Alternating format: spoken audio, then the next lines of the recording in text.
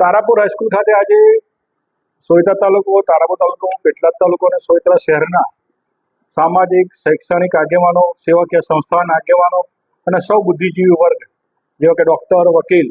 આચાર્યશ્રીઓ, શિક્ષકશ્રીઓ સૌ ભેગા મળીને આજે સંમેલન કર્યું. એની અંદર વન નેશન વન ઇલેક્શન એટલે એક રાષ્ટ્ર એક ચૂંટણીના સંદર્ભે વિશેષ ચર્ચાઓ કરી અને વિશેષ ચર્ચાની અંદર ચારોસી યુનિવર્સિટીના રજિસ્ટ્રારશ્રી અને જે ભારતીય જનતા પાર્ટીના પ્રમુખ શ્રી સંજયભાઈ પણ ઉપસ્થિત રહ્યા અને સૌને વાત કરી કે વન નેશન વન ઇલેક્શન દેશ માટે કેમ જરૂરી છે અને બધાએ પણ સૂરમાં સૂર પુરાવ્યો કે દેશ માટે એક રાષ્ટ્રીય ચૂંટણી ખૂબ જ જરૂરી છે કે ચૂંટણીના ખર્ચ ઘટે, સમય બચે અને વારંવાર આચારસંહિતા આવવાથી સામાન્ય લોકોને જે અગવડતા પડે છે સરકારી કામોની અંદર એ અગવડતા પણ દૂર થાય અને ચૂંટણીના ખર્ચ પણ ઘટશે,